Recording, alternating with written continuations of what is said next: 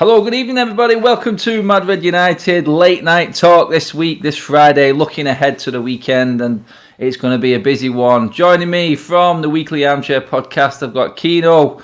Keno, how's it going, mate? Very good, Adam. Thanks so much for having me on again. And look, it's good to be on this late night chat though, talking about United. It's been an absolutely fantastic week.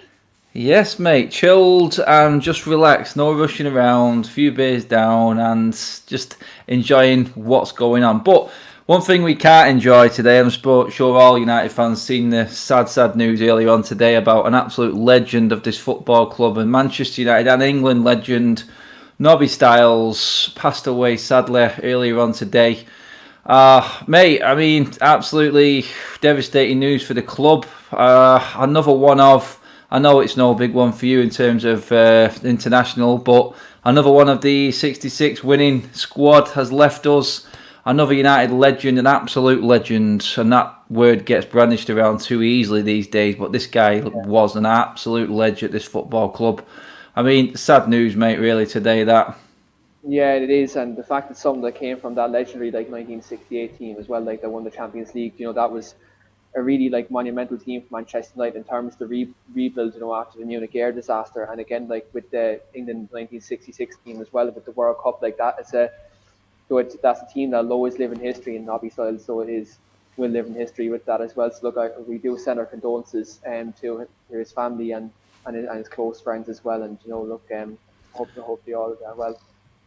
Yeah, that's it. I mean, I actually knew his brother Jed really well.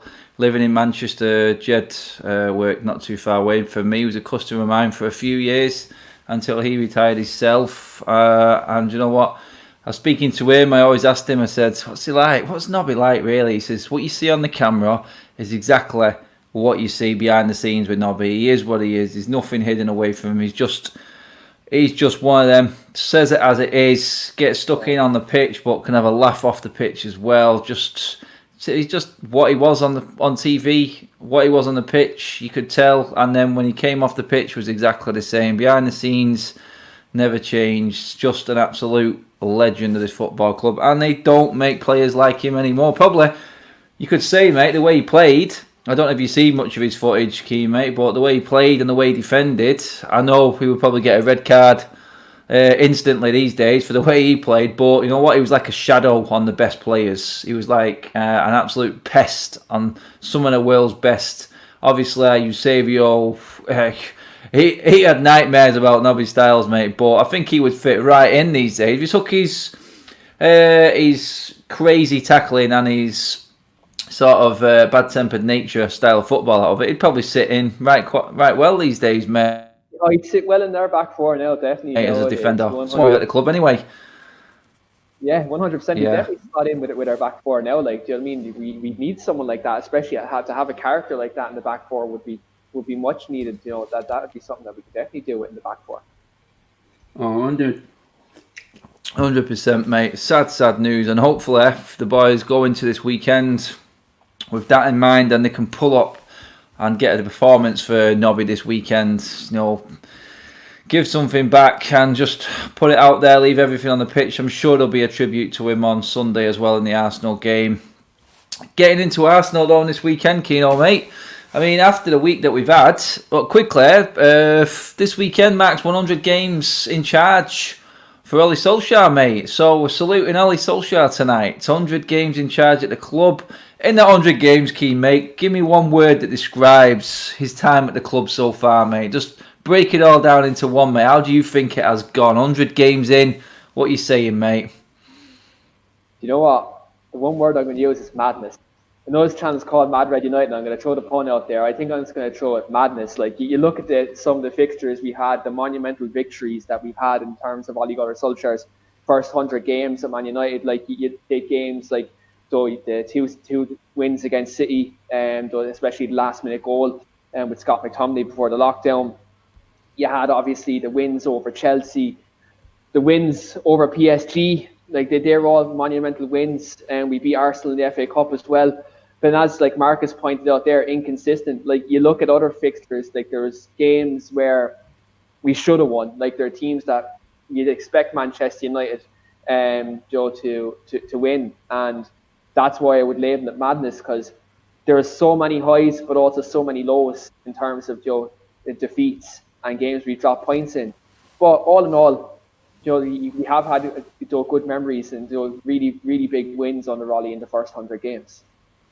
Hey, it was. We had some record-breaking runs. We've had some massive, massive victories. I mean, no more than what happened earlier in the week, mate. I mean, I don't think any of us seen that RB Leipzig game coming. I mean, I was doing the watch-along, and I was gobsmacked in that second half, mate. But yeah, it was actually good to see a different sort of lineup.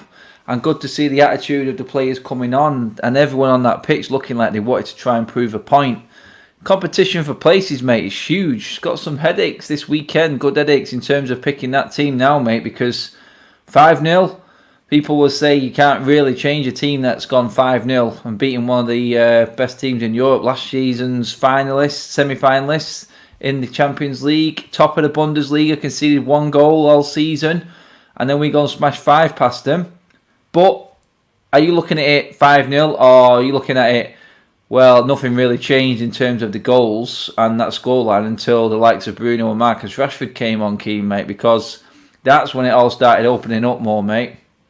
Yeah, like you can put that into perspective and you can say, like, yes, Bruno came on, yes, Marcus came on, the floodgates open, which they did. Let's not beat around the bush. That's what happened. But you look at before that, we were in control of the game. Like, Leipzig didn't threatened us massively. Like, yes, they had possession. De Gea did have a save to make. Yeah, but De Gea made what, 1 save that I can remember, maybe 2 at maximum. Like, I was talking about this the other night after the game, and I was like, right, people are saying yes, David De Gea kept a clean sheet, but to be fair, Leipzig didn't do anything to threaten us. It was more, anytime they had the ball, it was kind of square pegs and round holes. Like, there was nothing massively, massively. What can I say about it, really? It's not like they done that showed that they were Champions League semi-finalists, if you know what I mean. Can you imagine if Lindelof and Maguire had a game like Upamecano did, and what stick they would get? I mean, few of their players really. Apparently, that was the Nagelsmann said that was the worst game he's had in charge of the football club. You know what, mate?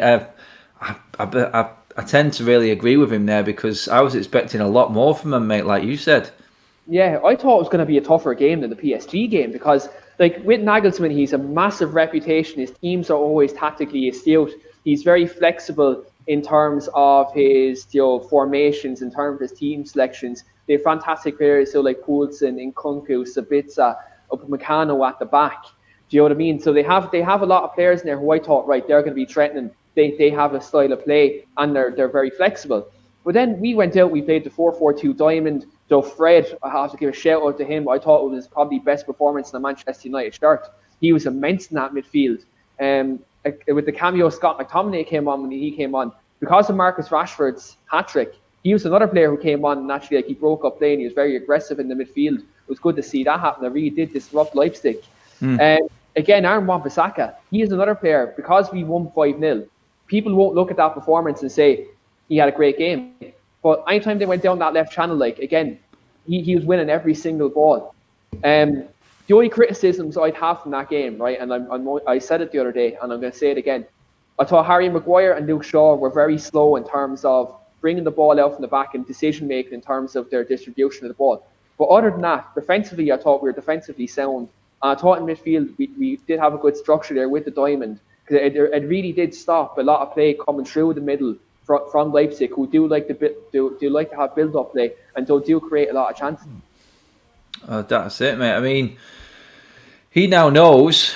Nice one, Kelly. Yeah, but yeah, he now knows that people are looking at him on this team selection, and this team selection for the Arsenal game, mate. The pressure is on. It is on big time because Rashford and Bruno did him absolutely no favours at all when they came on.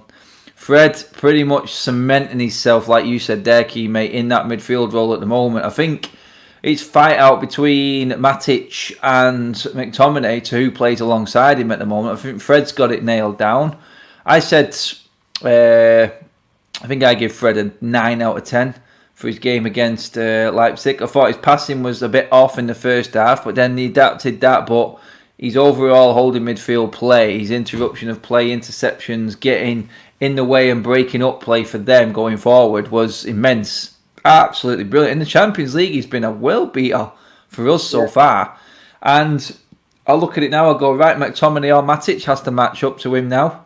He's taking it to the next level that we all wanted to see. Hopefully Ollie gives him that chance to play a few games now and actually just get better and better and better at what he's actually done so far. And that is being our best midfielder at the moment. When it comes to the forward line though, mate, headaches galore. The only thing that's helping him is the fact that Martial is suspended and he doesn't have to have another headache of picking Martial because he got his goal and his assist. Hopefully that's the kickstart for Martial now this season as well, because him playing well as Marcus playing well, and then Greenwood getting his goal as well. The front three were at it again, mate. That is scary. And then you've got Cavani on the bench.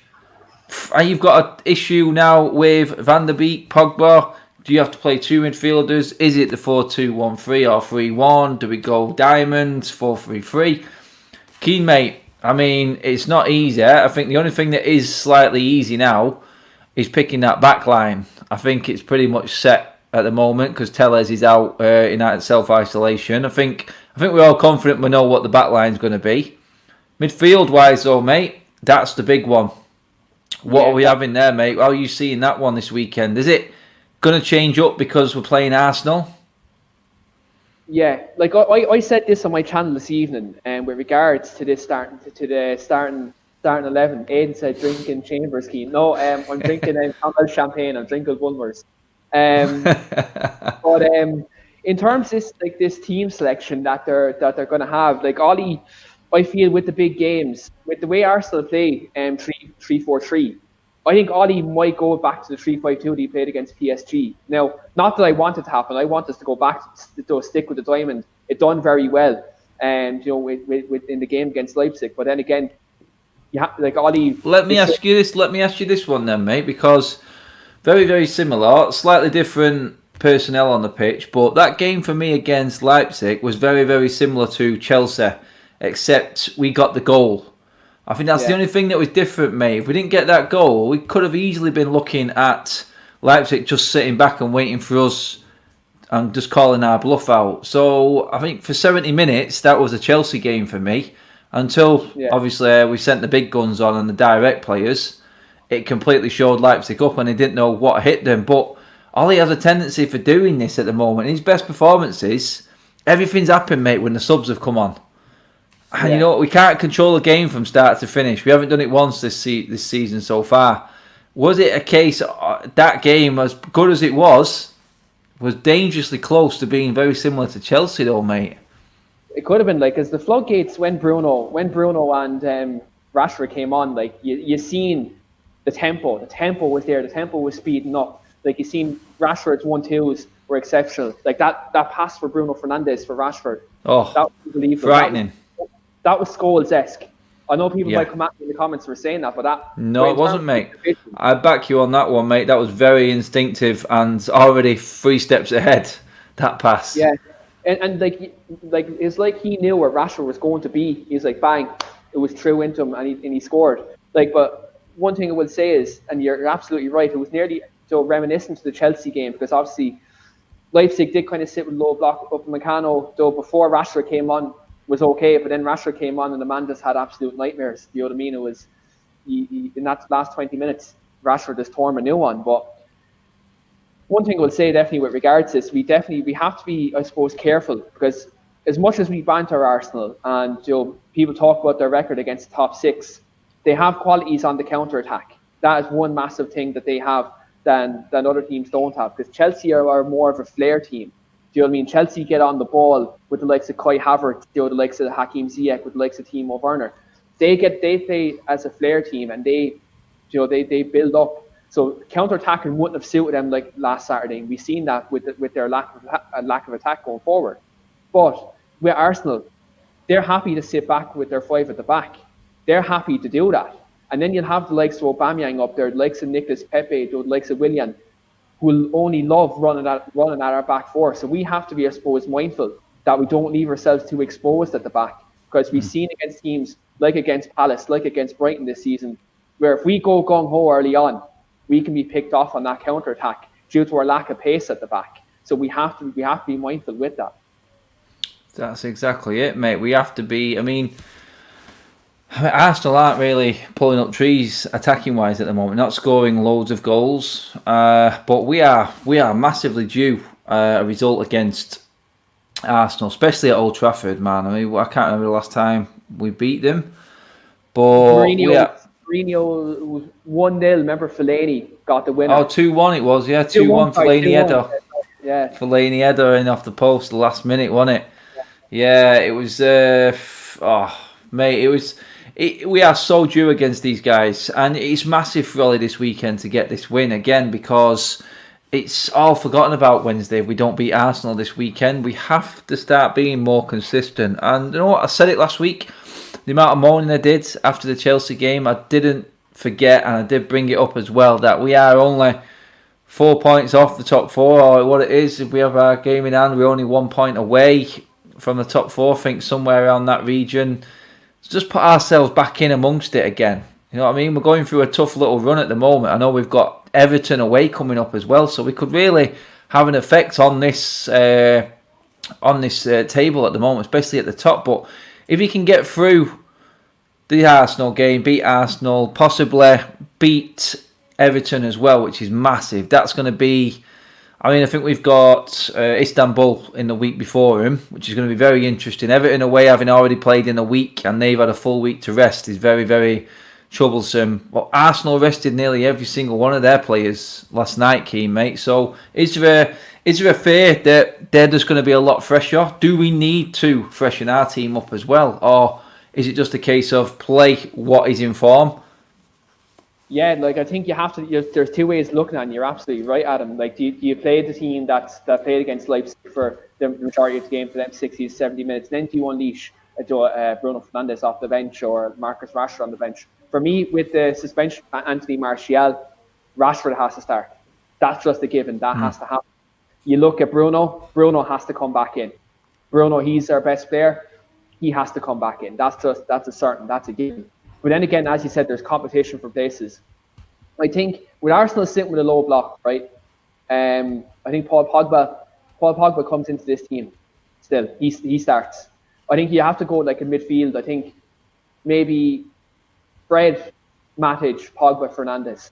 You go with that. You go with that midfield, and maybe you go with maybe a Greenwood and Rashford up front, because then you do have that X factor in Cavani off the bench who can come in and give us something different. You know, if Arsenal are still parking the bus, which Arteta likes to do. So like there's plenty of options there, and then like you have Donny van de Beek as well, who did show in that time when he was on the pitch. Then about 60 minutes he was on, and that he can give us something different. He's good at linking up play. So again, like Ollie has selection headaches, but he showed in the last couple of weeks, Adam, that he's flexible in this formation. Like he's recently played 4-2-3-1, which look, we don't agree with. Against PSG in the second half, he went with a 4-3-3, which we bossed PSG when we went to a 4-3-3. We played a 4-2 diamond against Leipzig, and that worked wonders for us during the week. And then against PSG, in the first half, to keep them at bay, we played a 3-5-2. So, like, people criticise Ollie, they call him a PE teacher, they call him this, that, and the other. But what they do is what he does do is that he has shown in the last couple of weeks now that he can adapt. And I think he might look at this game, he might be pragmatic. Oh, Jesus Christ. Off the bench. Do you know what? If anyone here is Irish and they watch Gaelic football or hurling, he shouldn't be playing football. He should be playing Gaelic football, and he should be playing corner forward. Yeah.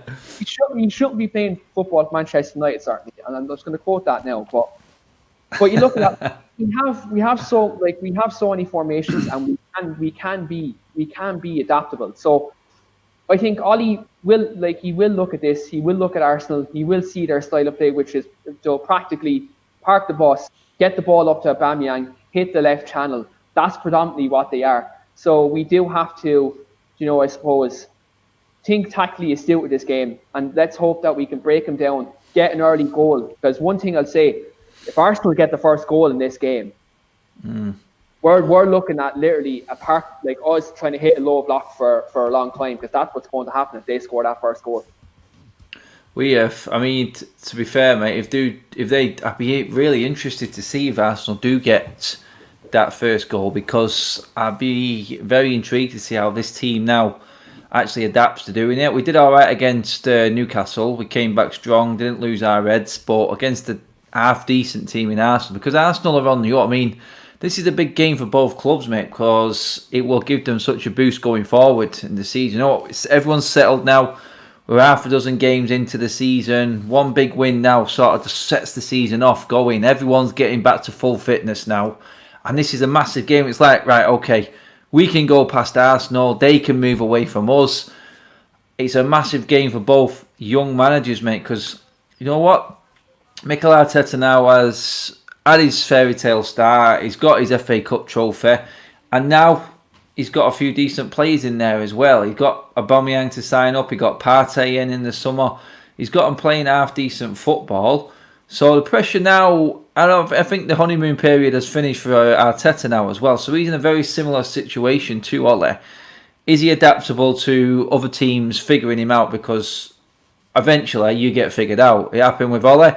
And then you have a bit of a downturn. Can he come back? So a massive, massive game going forward, mate. Because you know what? Arsenal need probably to be in that Champions League spot more than we do in terms of their finances. But for me, I'm looking at it going now, who is under more pressure? Because Ole's pretty much safe now. Because all he has to do is beat the Turkish team, Istanbul, probably once. I already think we're already in the top last 16 of the Champions League. I really do think we're already there. And you know what? I wouldn't put it past us winning the bleeding thing, mate, the way everything's going at the moment. There's not one outstanding team there at the moment. I was surprised that Barcelona beat Juventus, although Ronaldo wasn't playing. That game, though. My God. Did you see the VAR in that game? I'd give up with... I mean, after watching out the referee that refed our game against Leipzig, I give up on European and the way that they run it. So...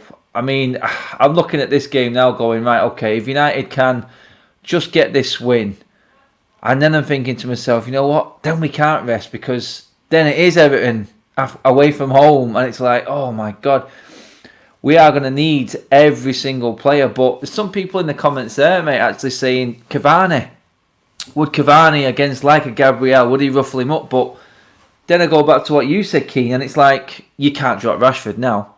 You literally... Try dropping a striker that's just bagged an hat-trick in 15 minutes and the world come crashing down on you. It's not going to happen, mate. We know Rashford is going to start.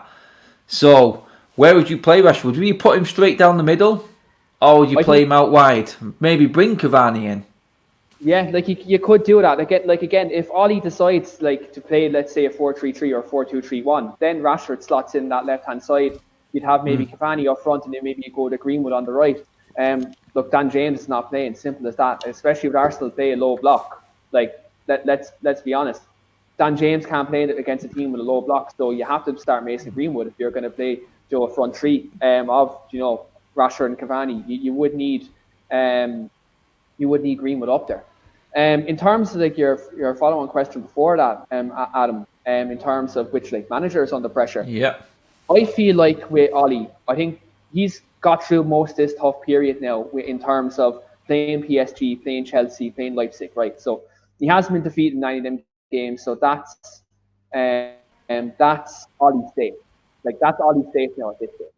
And you do have, obviously, you have the game with Arsenal on the weekend, you have Istanbul, you have Everton. He gets at least those 2 wins out of that. No questions asked, he's safe. You look at Mikel Arteta now, he won the FA Cup last season, that was great, that got him a trophy. And they've had kind of a rocky start in terms of this. And you do look at this. There's a lot of criticism around Mikel Arteta in terms of the Arsenal fan base. There's been people are saying that he's not an experienced manager to take him forward, and they're also saying that he's not adaptable. What I would say with regards to that, you see when they changed to the 4-3-3 against Leicester the other night, he got picked apart on the counter attack, and what that'll do now is justify Arteta for not changing tactics. He'll want to still sit with this team right through in the low block and playing the counter. I think Arsenal showed the other day that they can't play an open expansive game. They are still very suspect at the back. Hence why when Arteta came in, he changed into the back five. Because people tend to forget when Arteta came in, Arsenal were shipping goals. Arsenal Big were still time, mate. shipping goals. So you have to think about this. I think Arteta is under pressure now because he was under pressure to go back playing the way Arsenal played under Wenger in terms of being on the front foot and creating chances. And again, you've seen the other night against Leicester being caught in the counter attack. This is fully just justified Arteta for parking the bus. Yeah, mate. The wardrobes are winning. All the gear from behind me has been put away, thankfully. Yeah, but you guys are you're on the ball, aren't you? You notice everything. It's amazing. Good to see some of the members in here as well tonight, people. Obviously, do check out the join button if you do want to join the crew. There is another giveaway coming up very soon. I think I'm going to announce that on the Sunday show on the podcast with the boys and girls then. So do stay tuned for that as well. Hit that like, smash that like button, people, as well. Get involved.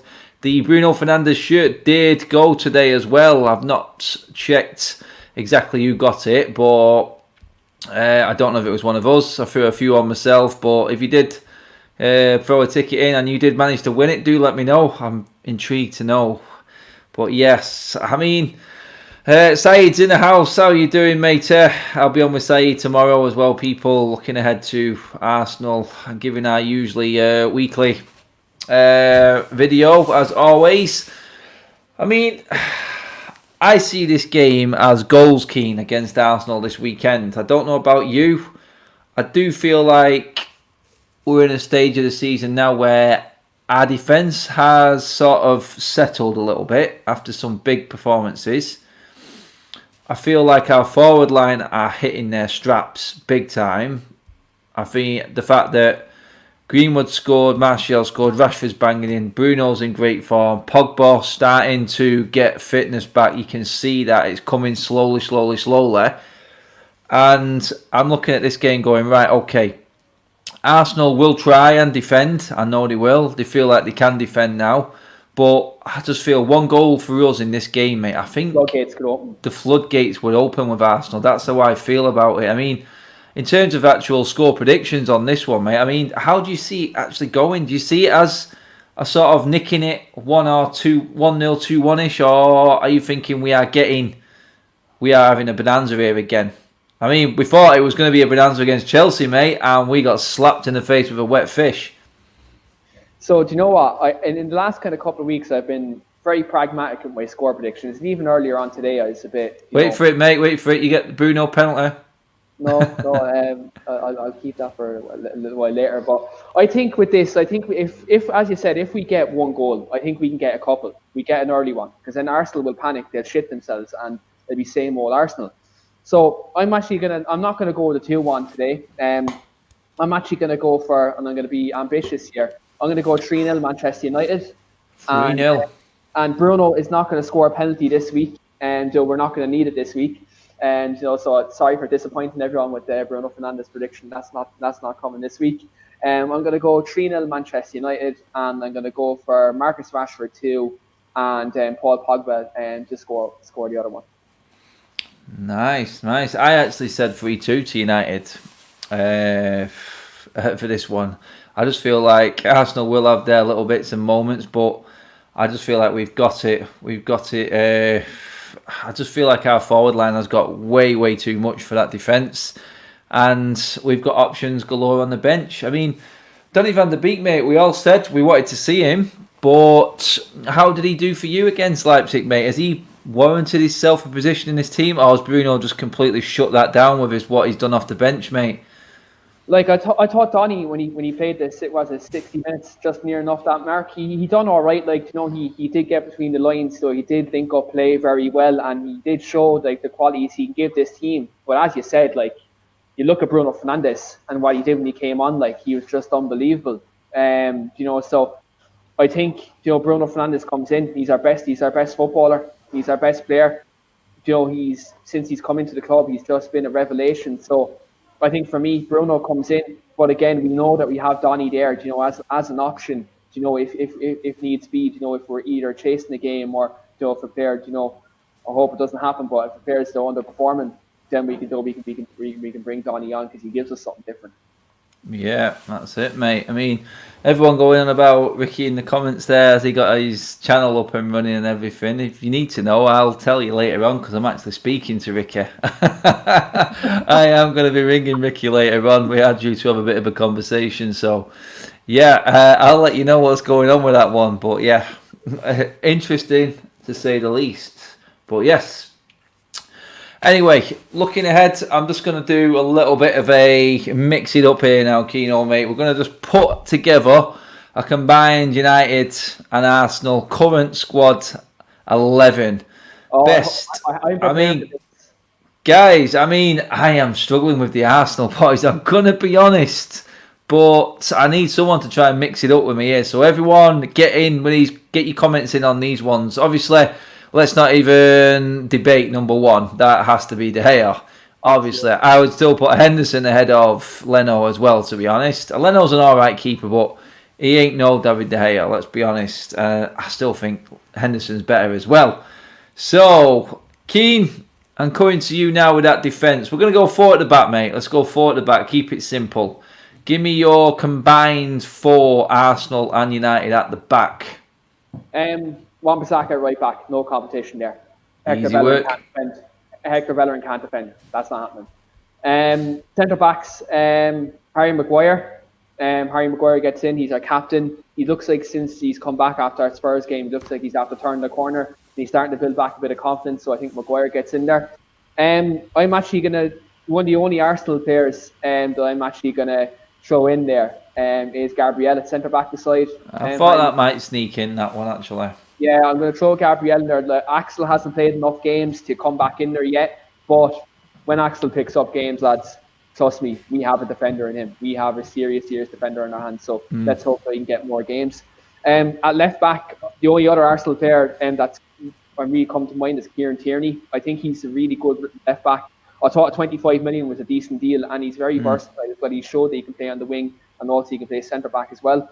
It's a toss-up between him and Luke Shaw, but to be fair, since Arteta's coming, Kieran Tierney has been a very good player for Arsenal. Although he mightn't agree with me with that now, but that's where I go. My back four. Yeah, I mean, I'm going to go... So, my back four, very, very similar, to be honest. Wan-Bissaka's a no-brainer. That just goes straight in. Hello, Mark. How you doing, mate? Wan-Bissaka at right back. I'm going to go... I think, yeah, I'm going to have the Maguire and Gabriel combo at centre back, and then I'm just going to put Telles in there at left back. I just feel like Telles. I just want I want an attacking player in there. I know Tierney is good at what he does, but I just like the looks of Telles after one game. Yeah. So I'm just going to give him a shout on this one. I think that would make our defence rock. Yeah, not so. I think it'd have qualities, passing qualities, defensive qualities, and all in all, a good bit of grit as well. So yeah, I think that's happy with that one. So formation wise, I think we should just do a 4-3-3, mate, just to keep it simple. So midfield 3, mix it up, Keno, mate. What you having? I have Thomas Partey holding midfield. He's a player who I've been very vocal. Yeah, I know, would have loved him at the club. I've been very vocal. I've talked to you recently over the summer, and I've said on my own channel as well, I think he's a player we should have signed in the summer. Like £43 million for a player his quality, I thought it was a steal from Arsenal. Even though, look, shout out to Fred, he would get in there for me, but you look at a player of Thomas Partey's quality coming from Atletico Madrid to Arsenal, very good player, he gets in there. The other midfielder, there's this is plainly obvious, Bruno Fernandes. Again, so he's the quality, like, we can't talk enough about it. He's just a fantastic footballer and a great leader as well. And as I've quoted, my captain, like that's my man. He's the best player at our club. The other midfielder, I'm thinking about this now. I know I talked to you, Adam, about head and heart decisions, but based solely off reputation, right? He's getting in. Paul Pogba's getting in. I like it. Do you know what? Like, I would go Van de Beek, right? Because I'm part of the Van de Beek fan club, right? And I really do like Van de Beek. But as ever, I said in Sky Sports, right? If you're going to have a player if you're in a cup final and there's a big game and you know you need to take the game by the scruff of the neck and you need a player that's going to go in and give you that extra, bit of quality, Paul Pogba is that man. Now again, look, the jury's out on him, but again, as you said, Adam, like he's coming back to full fitness, and when he showed he played on the left-hand side of a midfield three the other day, and he showed his qualities where he didn't have to do much defensive work. When you've seen Matic and Fred doing that defensive work, we've seen Paul Pogba have that bit more freedom. So look, Paul Pogba gets into that midfield three, even though in the comments now, I'd say they'd probably disagree and probably put Donny in there. Well, that's it. I mean, there's a few coming up with some interesting combinations there. There's a few I agree with. There's a few I don't. My midfield three, I'm going to put Partey in as well. I do like Partey. I was with you all along. I was wanting Partey in. I thought it was perfect for us. And then it depends how you do it, doesn't it? It depends how you want to play your three. I'm going to go like this. I'm going to put Pogba on the left of him. I'm going to put Donny van der Beek on the right of him. And then I'm going to get interesting with the forward line as well. Okay. That's what I'm going to do. I know Donny van der Beek is going to be great. He just needs a bit of time. So I'm going to go Donny right of Partey, and I'm going to go Pogba left of Partey. And that's my three in the middle. So you can go flat, you can go one man behind the front two, three across. Go for it, Key, mate. What's your top line going to be? Okay, right. So up front, I'm going to go Aubameyang. Actually, no, wait. No, Martial up top. Aubameyang off the left. Rashford on the right. Nice. I like it. I understand the goal factor with Aubameyang. I really do. I'm stuck because I've really pushed it out with my midfield because I'm putting Bruno behind the front two. Yeah. So I'm going to play him off the front two. I know he should be playing a bit deeper. I know I prefer him as an 8, but after watching him against Leipzig, I'm thinking how influential he will be with that front line. Oh man, you know what? I cannot leave Aubameyang out because of his goals. And I'm only going to leave. There now is quite solid, right? He went with Rashford over. Yeah. I mean, Ricky Matic, alien. I know, mate. I know. I'm going to leave Martial out of this. I'm going to go Rashford and Aubameyang with Bruno just behind him just to mix it up. Martial would be in there, but he's just not played enough and done enough yet this season for me. He will do, though. Come the reverse fixture, and Martial's hitting his straps, he would probably be right in there. But right now, I just think he cannot drop Rashford. Aubameyang just gets goals no matter what. He's a one-man show for Arsenal. And Bruno behind them two. Holy crap. Oh, that is a scary, scary thought, mate. Scary thought. Before we finish up, mate, I can't believe it's gone that quick. Feels like we've hardly touched on anything, but I mean, I'm just looking at it now going for this squad for United and the options that we've got. There's some players there, mate, that aren't even going to get a look-in. They're just not going to get anywhere near this squad anymore because I'm looking at what we've got on the bench now and who we've got to come back in. Like, look at Lingard. Look at him. That's just about, and that's it. You stole my thunder, mate. Where's he gone? Is he ever going to get back in this team again? I just can't even see him getting on in the League Cup games, mate, now. I mean, until the FA Cup comes around, then I don't think we're ever going to see Jesse Lingard again, mate. Yeah, like you look at it. The last time I seen him was the other day. Paul Pogba was videoing him on Instagram. He was taking off Paul Pogba, like he was imitating Paul Pogba. I was really thinking, like, geez, I actually forgot about Lingard. Like, you know what I mean? Lingard are old Giorgio B says. I think I'd take Lingard, to be honest. I think I'd take Lingard. He's guaranteed a goal at the Emirates Stadium, and we're guaranteed to get a good little milli rock out of him. You know, when he scores at the Emirates, and it boils so many Arsenal fans up. Like, but no, like you look at players like Lingard, you look at like Dan James now with this like new formation. All he's doing playing Bruno off the front too. Like Dan James doesn't get in there. Like Juan Mata seems to have a bit of a new lease on life as well. He's a squad player. Like he's kind of accepting that squad player role. Like there's other players in there, like defender wise, Phil Jones. Like he was always finished at the club. That's never happening. Like he's gone. He's done. Like you look at players, obviously like Rojo. He's not going to get into this team as a centre back or left back because obviously we have Brandon Williams there who can slot in at left back. We've Telles. We've Luke Shaw. Even at right back, like Fosu Mensah. Does he come into this team now? Because also, also you have to take into consideration that Brandon Williams is fancied to play at right back as well. So does Bo Semenza even make the match day squad? You look at a player like Sergio Romero, who's been an absolute great servant to the club, and you've De Gea and Dean Henderson ahead of him. Like, there's hundreds of thousands of pounds worth of talent who are not getting into the match day squad, where that money could be used, to go to better places within the first team and create more 100%. top places. So you look at it. Yes, there's a lot of deadwood there, and there's a lot of players who aren't going to get games. But as we know, with the kind of busy period that we have, especially coming towards November, December, January, this is a peak time of year. Manchester United traditionally over the last 7 years have picked up injuries. So yes, we're not going to see him currently now, and touch wood, this doesn't happen. Let's hope we stay injury free, so we don't have to see these players. Because at the end of the day, you look at last season, when I'll just bring up one prime example, Europa League semi-final. All he didn't bring on is substitution in that game till the 87th minute because he didn't trust his bench. He's having to now, isn't he, mate? But now look, he has the quality on the bench and he has the quality in the first 11 that he knows he can mix and match. Whereas last season he didn't want to do it. When we came back after that lockdown, we played the same 11 game after game after game after game, and you've seen coming towards the end of kind of last season that the players were suffering for a bit of fatigue. So you look at it in that respect. Yes, there's players who aren't going to play, but that's I suppose at the moment that's a testament to the squad that we kind of do have at the moment.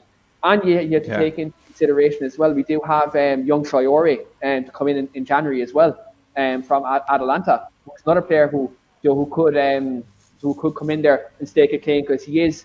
He is another player who has been highly touted in the Italian media, and other journalists have said, like Fabrizio Romano said, that he's touted to have a very big future. Hey, 100%, mate. It is a crazy thought to think that when everyone is fit, these players don't even get a spot on the bench. Someone made a comment there, well, he's pushing for the 5 substitutions in the Premier League. I just don't see us having the majority vote over the clubs lower down who can't bring on as much quality. It is all benefiting the bigger clubs as always, but to be honest, I mean, touch wood, we seem to have got over the majority of our injury issues. We're just waiting for it all to come to a crashing halt again this season because of injuries. It happens every single season. But I mean, Keane, mate, it has been after international break and that Tottenham game. It was down, it was out. I couldn't see a way back. I thought the players had just given up on Ole, but we turned it around, mate. Turned it around big time. I didn't expect it, but I'm all for it. I really am. I'm happy that it's happening. But obviously, there's still going to be doubters out there.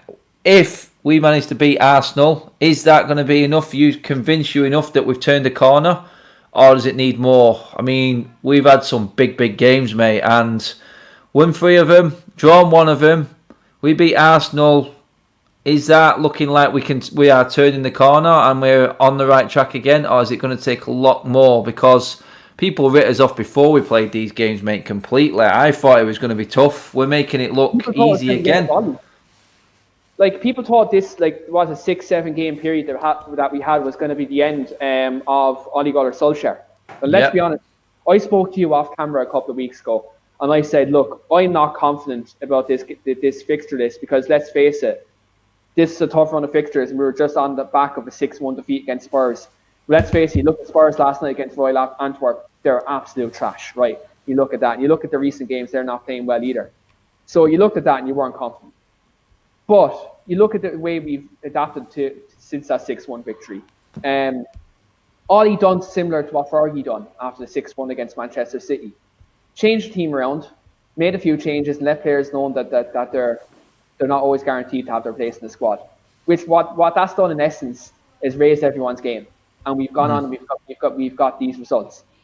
Yes, we beat Arsenal. I think we turned the corner because we've got through the toughest part of that run, in terms of PSG, Leipzig, Chelsea, Newcastle away. Now we obviously have Everton away next week, which in its own right is a tough game, and even Istanbul in the Champions League, that'll pose its own different challenge.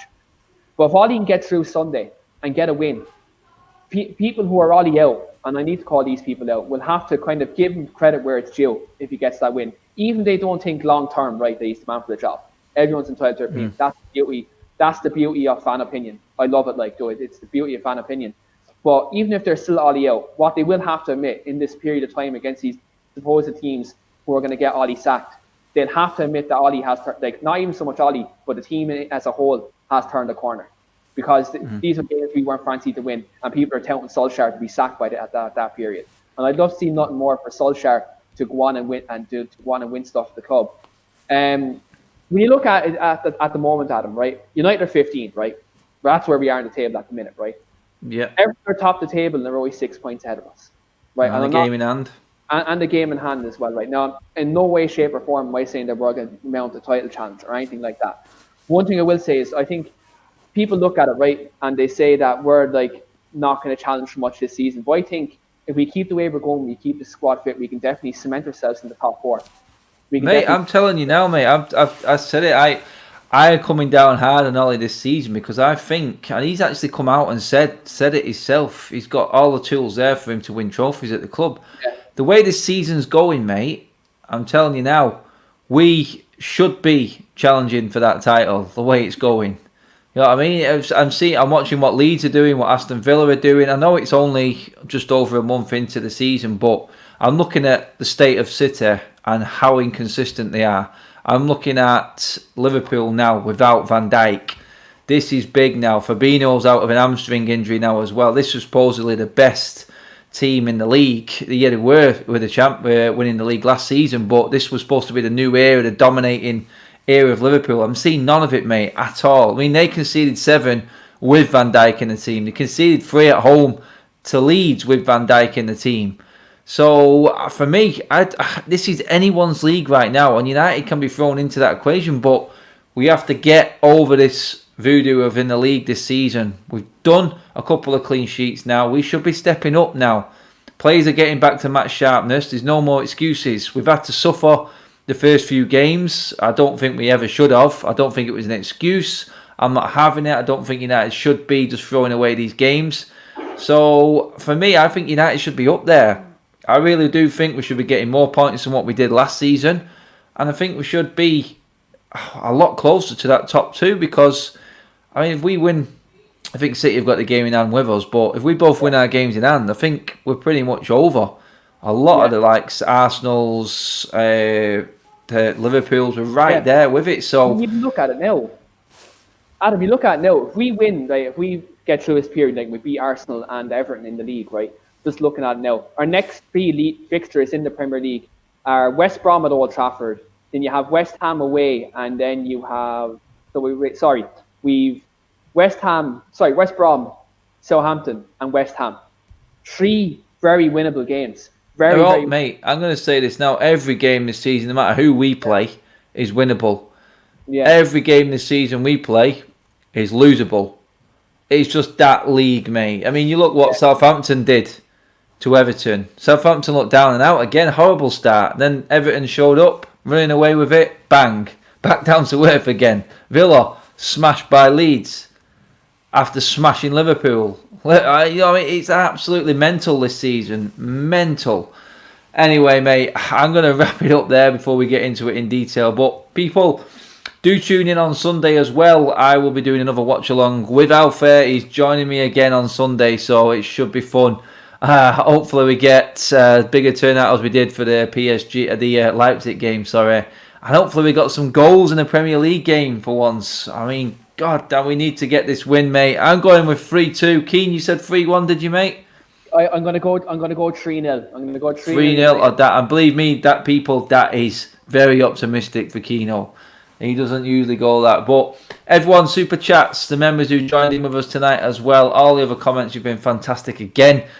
And bring on Sunday. Before we go, Keen, just give the people a shout out to your channel. You've been busy tonight on a few videos already, mate. Just give the people a shout to where they can catch you.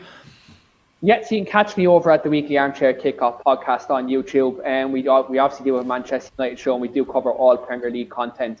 So do come check me out over there. We do 2 shows tonight.